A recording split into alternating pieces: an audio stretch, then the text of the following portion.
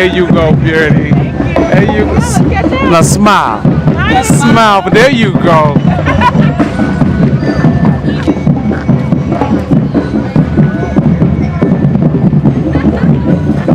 Hey, how you doing?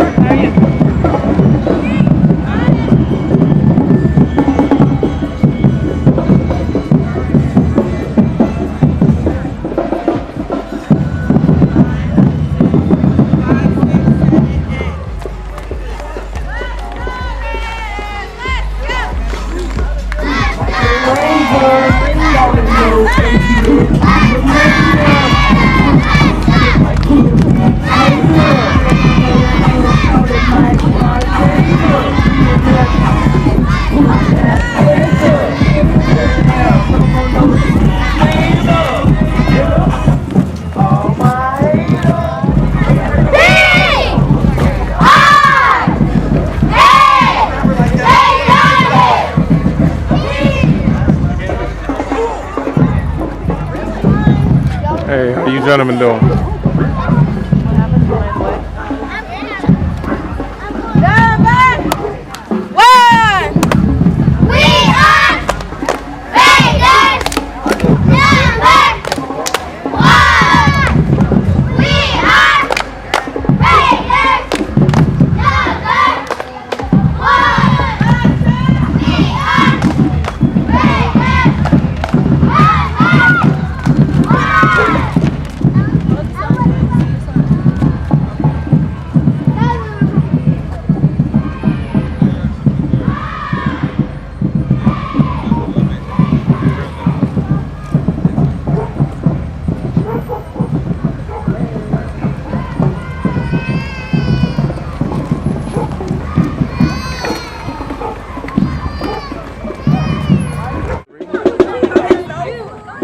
Hey world, it's your boy Mo Better. I'm at the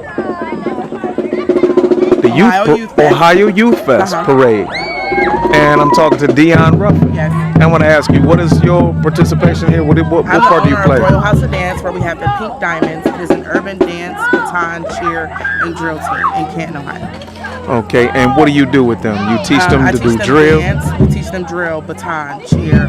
Not only just dance and the physical aspect of it, but life skills as well. That's what I wanted to get at. Yes, that's beautiful right there. So I want to ask you, what got you into this? What made you? What made me do this was, like I said before, someone saved me, someone did it for me. There was a lot of times when I wanted to quit, when I told my parents I wasn't going back. They marched me back in there every week, and they didn't allow me to quit, which has allowed me to give other people the same opportunities that I've had. Let me ask you a question. When you was coming up, now your parents put you in this for a purpose. Were you like coming up? Structure. I was rough. You was rough. I had attitude. I had a smart mouth. You name it, I tried it. I invented it. I did it, or so I thought. Anyways, but it was actually performing and traveling and doing different things that my friends weren't doing that saved me, that showed me a different outlook on life. So I'm giving these girls the same thing.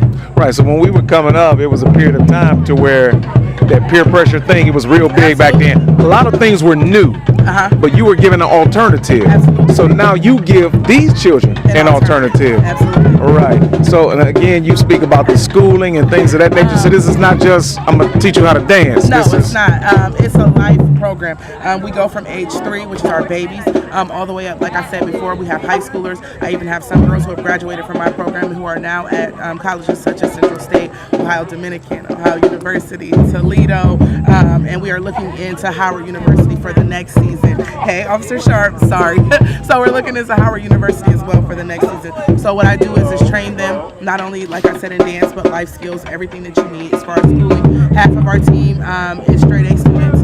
My high school team, that is beautiful. College students who graduate with a high school diploma and a college degree. So we are definitely on not just extracurriculars, not just looking good, but being smart too. Right, so this whole thing is an alternative as opposed to what they could be doing. Absolutely. Even now today.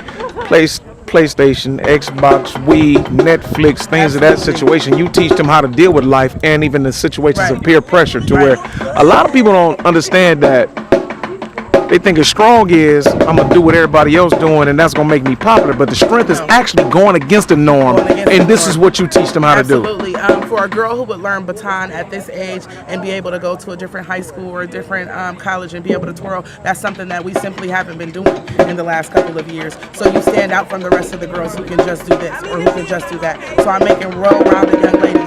We even venture off into foreign languages. I'm making them know that it's better to be able to speak more than just English. You never know where you're going to go. You may travel to France for a dance audition. You have to be able to speak to the people there. So we're doing it all. That is absolutely beautiful. Now, one thing I want to talk about is like people ask me why, I do motivational, inspirational speaking myself, and these are actually paid events. But my situation like this right now, it's like it's not about that with me, and it's not about that with you. I want to ask you, what is a better pay? Can a check that you get, somebody can pay you to do this? Can it compare, even compete with? There's no amount of money. Miss Ruffin, Miss Ruffin, I passed my test. Miss Ruffin, thank you for helping me. Absolutely. The thank you, that like I said, getting that phone call from that girl when she passed that first test in college, when she has her first Friday night football game in college. That's the paycheck that I get. Knowing that I put you in a place to be successful, that I've given you all the tools that you need to go on to the next level so that you can then change someone's life as well. That is beautiful. That's the whole thing. It's the passion of the change of our youth. And if we don't give back and show them an example what to do, they're going to be where we could have been in some places that we have been. And it's like people say all the time, well, why are you still in Canton? Because this is what Canton gave this to me. So I'm going to continue to give Canton something. And I'm going to also let these girls know that if you want to go to Chicago, if you want to live here, if you want to live there, but it's also okay to stay in your hometown and make a difference too. What you're doing in schooling, in life. Thank you, sister. So, got brothers a lot here at the annual youth parade, and I want to ask you, what do you have in your vendor? What are you doing? We are Z Roots Organics, and we sell organic, vegan, diabetic-friendly muffins. Simply just a healthy treat to the community. We recognize that diabetes and things like that are a big factor in our community. So what we do is we bring health to the community in a more positive way. Something that we can eat at 12 a.m. without feeling bad about it. Yeah, always free samples. You can catch us at Starks Fresh. You can catch us at Hartville, Rogers, all of the flea markets, first Fridays, third Thursdays, at Planet Art. We're everywhere. Z Roots Organics, a lot. Now, this is what I did. I've tasted this right here. Yeah. This is peach cobbler, and this is oatmeal raisin, and you let me know that you actually use no egg yolk. There's absolutely no eggs, no dairy, no granulated sugar of any sort, no GMOs, no preservatives. This muffin is made organic. I know my organic growers. I know all of my farmers in the state of Ohio that grow organically. This right here is simply a treat for the body. If I use any sugar, it's extracted directly from the cane. So it's 100% diabetic friendly as well. And you said you also, like people who are vegan, they can actually eat this. They can eat this without any hesitation. Absolutely no dairy, no eggs. I am vegan myself. Well, borderline per se, pescatarian, and this is 100% good for any vegan in the state of Ohio. I'm actually tasting it, man. That's good. And I'm not a vegan. I eat meat, I eat eggs, I eat dairy. But this was actually excellent, man, and I like it. And thanks, man. Thanks so much. How you doing, brother? What is your? My name's Officer Sharp. Officer Sharp. Camp Police Department. I have a foundation called Be a Better Me Foundation. And basically what I do is I try to help kids better themselves along with parents and try to get like relations. I try to assist families whenever they're like kind of struggling. Things like that. I give away 500 book bags and school supplies this summer. Just trying to help anything you can to help in the community because, you know, I try to bridge the gap and try to make people like, you know, understand that Everybody not the same. Yeah, everybody's not the same. When they see a police officer, like you'll see kids in here, they'll come up and hug me because I'm everywhere. Right. And I established a good relationship with them. So, and everybody in here. So Now, I'm really supposed to be like scared of you right now. Right, that's what the media presents to me. Yeah. But you got, it's kind of scared. It's not, it's kind of easy for me not to be scared of you when you got balloons and coloring books and you dealing with the children. Yes, sir. Yes, sir.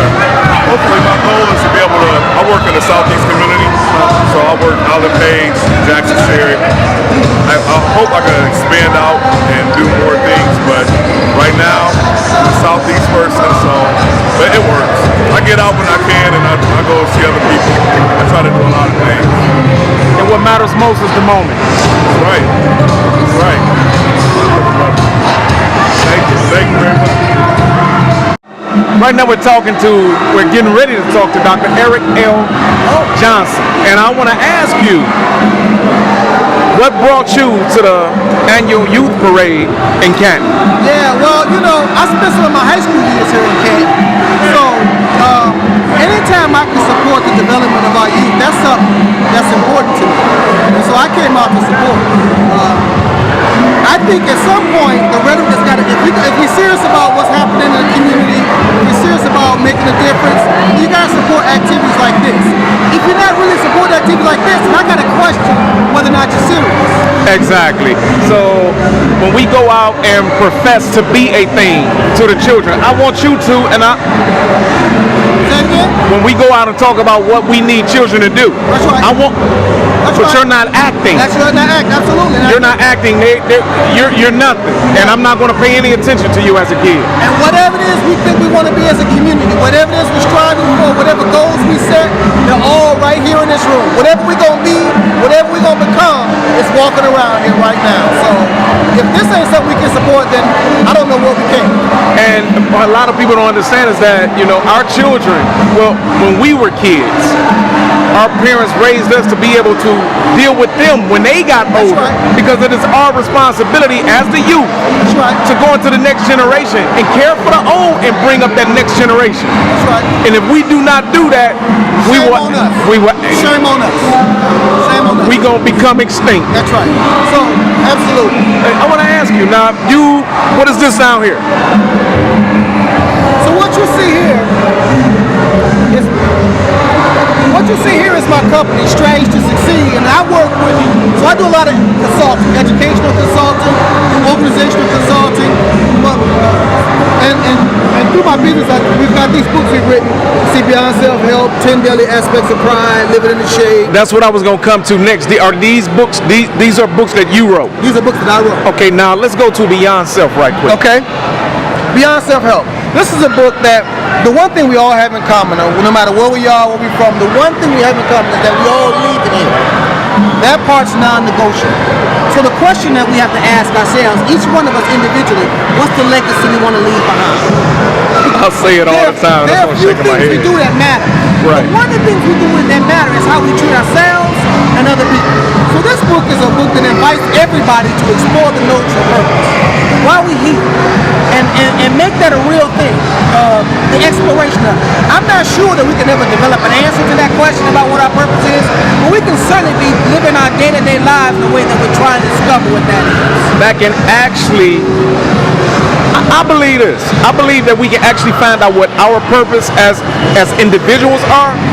But period, our situation, our whole demonstration is to assist the next person. That's right. To become the best that they can be as individuals as well. That's right. And those things are connected, right? I think those are connected. I think that as we talk about consciousness, African consciousness, Black consciousness, African Americans, you can't skip the step about, I believe that every soul that came here with a purpose. I believe don't that as think well. God created one soul without a purpose.